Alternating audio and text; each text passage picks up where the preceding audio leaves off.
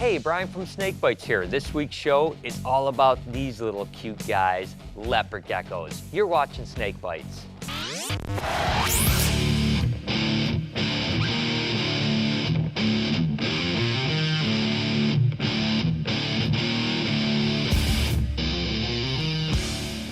Leopard geckos have certainly become a huge passion of mine over the last 18 months and undoubtedly are one of the coolest lizards in the reptile pet trade. Now, I've often said that the popularity of a reptile in the hobby is really based on several things: price, the ease of care, the availability of color mutation, and temperament. Now, we're going to cover all those topics in this week's show and just basically give you the all about leopard geckos.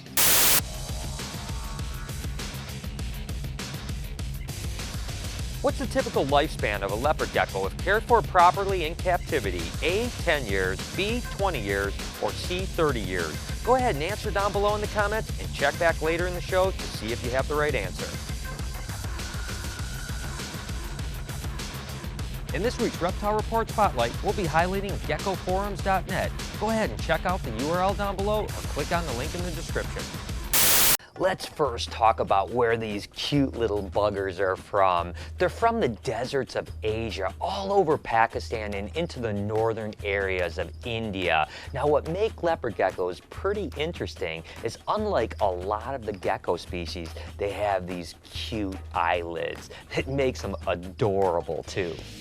Certainly one of the things that make leopard geckos such amazing pets is their size. This is an adult animal here. They can reach about 10 inches, 50 to 100 grams max. Now, their Latin name is Eublephera maculata, which comes from the Greek words eu, meaning good, blephera, meaning eyelids, and macula, meaning spotted. Now, the biggest benefit to leopard geckos certainly is their ease of care.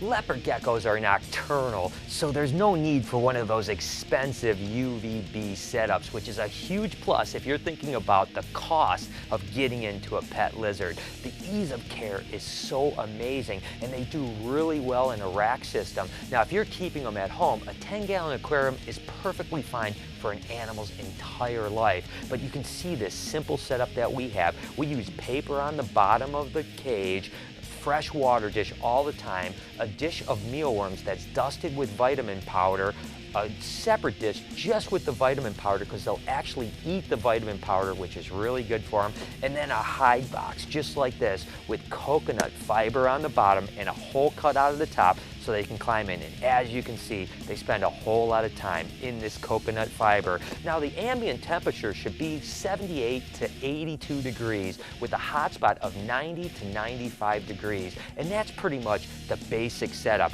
Now, again, we feed mainly mealworms to our leopard geckos, but we also supplement them with crickets and dubia roaches once or twice a week just to keep them fat and happy. And during the breeding season, they need lots of vitamins. So we not only supplement with their own dish of vitamins, but we also dust all of the food. Now, we use a Vionate to calcium powder supplement here, 3 parts Vionate to 1 part calcium, and again, we dust everything with it, and that's going to keep them healthy and awesome when it comes to breeding.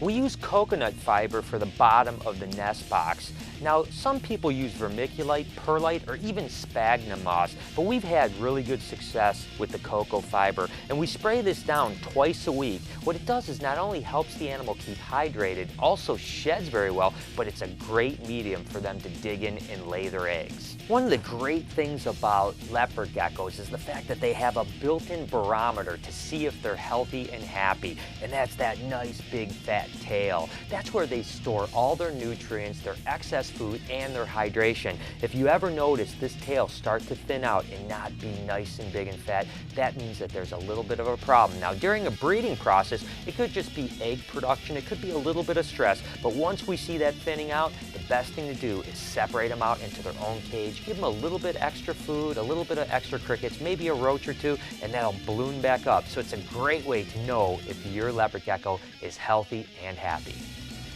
Each week we go through the husbandry of these animals and we replace the newspaper with clean paper. We dump out the old mealworms, put fresh mealworms in, fresh water, go ahead and put calcium and vinate powder on the mealworms and in their extra disc. We also moisten up the coconut fiber to make sure that it's nice and moist for their egg laying. Now when it comes to breeding these animals, we actually cool them into a brumation period. We want to go about 2 months at 65 degrees. That dormant period really helps the females start their follicle growth. Now once they come out of hibernation or brumation, we'll go ahead and feed them as much as we possibly can for about a week.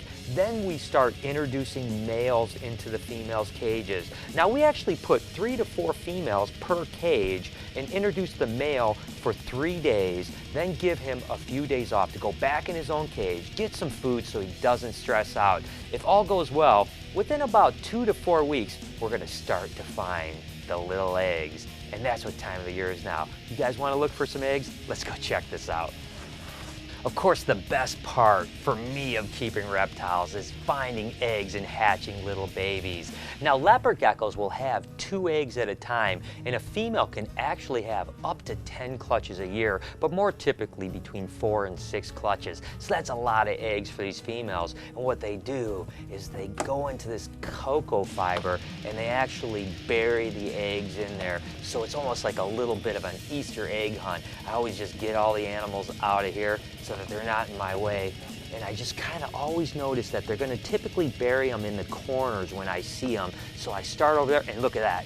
There's an egg right there. And that's cool. And again, when you see one egg, you're typically going to see a second egg. And there are 2 good eggs. Now what's really interesting about leopard geckos is the fact that there's something that's called sex temperature determination, which basically just means that depending on what you incubate them at temperature-wise is going to determine the sex of that baby. Now if you incubate at about 80 degrees Fahrenheit, you're going to get almost all females. If you incubate at 90 degrees Fahrenheit, you're going to get almost all males. And if you're right in the middle at 84, 85 degrees, you're going to get a mixture of males and females. Now they're going to hatch at 30 to 65 days depending on the temperature. If you go low, they're going to hatch longer, and if you go really warm, they're going to hatch in 35 days or so. But keep in mind, if you go too warm, you're going to get really small babies and some deformities. So we don't like to go too warm, even when we're incubating for males. We'll typically be 88 to 90 degrees maximum, and then we'll get almost all males that way. But let's go ahead and talk about what to do with the eggs once we find them, just like these beauties here. So obviously, once you get the eggs, you've got to put them into an egg container, no matter what temperature you decide to incubate. And we've been trying out this new product that I think is pretty cool. They're called reptile egg containers from THG, and it's pretty awesome because they have egg slots right in them made for the gecko eggs. And you can put 8 eggs in a deli cup with these separators, so you're never going to confuse what clutch the babies come from, which is pretty awesome, right? As a matter of fact, I'm going to do something crazy right now, guys. If you want the whole setup like this, including the water isomer that comes with the container, I'm going to go ahead and give away, let's say 10 of these guys to anyone that shares this video on Facebook or Twitter and tags at SnakeBytesTV.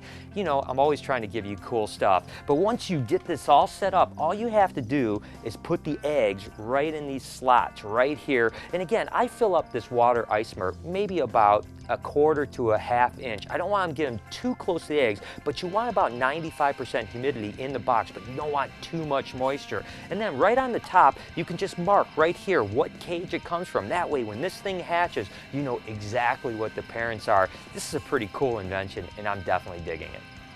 I tell you, for a snake guy, I can't believe how excited I get trying to look for gecko eggs. It's just been such a cool experience to kind of transition into something that's a little bit different. And every time I find clutches of eggs, it's just so exciting. Oh, here's some more. Check that out. Oh, I love it. It's like little white gold nuggets of reptiles. I just can't wait till these cute babies come out. So here's 2 more eggs. Chalk it up to a couple more eggs. Moving on to the next cage. Looking for reptile eggs is always the best. And look here, here's another egg right here.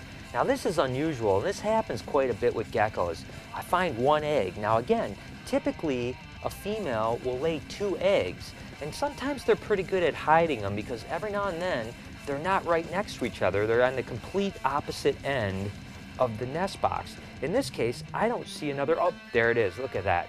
Look at that, she literally laid the one egg on one side and then laid on the other side. Now, every now and then, believe it or not, a female's ovaries don't both fire at the same time. And sometimes you will actually find only one egg, but typically, when it comes to lizards, or to geckos in particular, you're always gonna find a pair of beautiful eggs like this. Oh, look at this, right in the open. It's not gonna be hard to search for this one for sure, but we've got one egg here. Let's see, oh, look at that. The other egg is literally directly below it. But we'll see if there's any more in here. You know, there's 4 females, and look at that. This is a home run right here. Look at that, that's a 3rd egg from this one. Let's see if we find, yep, there's the 4th. Hey, you know what? There's 4 females in here. That means 2 of them laid.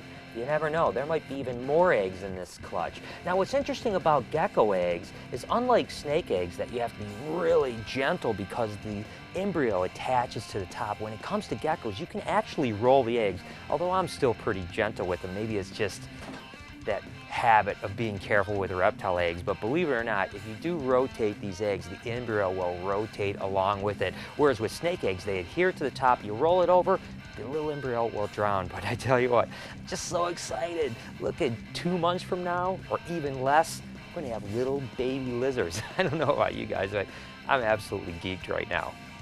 When it comes to temperament, leopard geckos aren't exactly bearded dragons where you can just throw them on your shoulder and walk around all day, but as you can see, they're incredibly placid animals and make tremendous pets for anyone of any age. Now, the pricing is pretty good as well. Believe it or not, some leopard geckos can sell for as less as $20 or $25, and even some of the rarest of the paint jobs only go for about $1,000 or $1,500, with the vast majority of leopard geckos being under $150. So not only are they an awesome tempered pet, but they're also extremely affordable.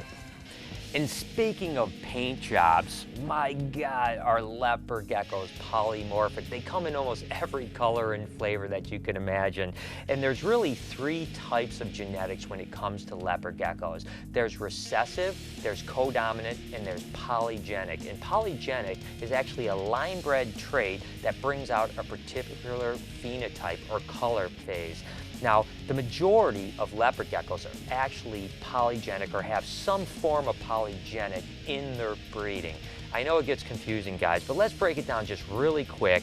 This is an albino, but there's actually 3 types of albino. This happens to be a TREMPER albino. There's a Bell albino and a Las Vegas albino. And unfortunately, if you breed any of those albinos together, you end up getting normals because they're not compatible whatsoever. So there's a handful of recessive mutations like the albino, and then there's some codominant mutations. Things like these guys right here, which are the white and yellows. Now, white and yellows are a new codominant mutation that's pretty cool. It whacks out the color and the pattern, and there's a lot of really cool things coming out over the next several years with that. There's also enigmas and a few other animals that we'll look at in a few minutes. And then lastly, there's polygenic traits, which is basically just tangerine animals that are bred for specific things, or even patterns that are bred for specific things.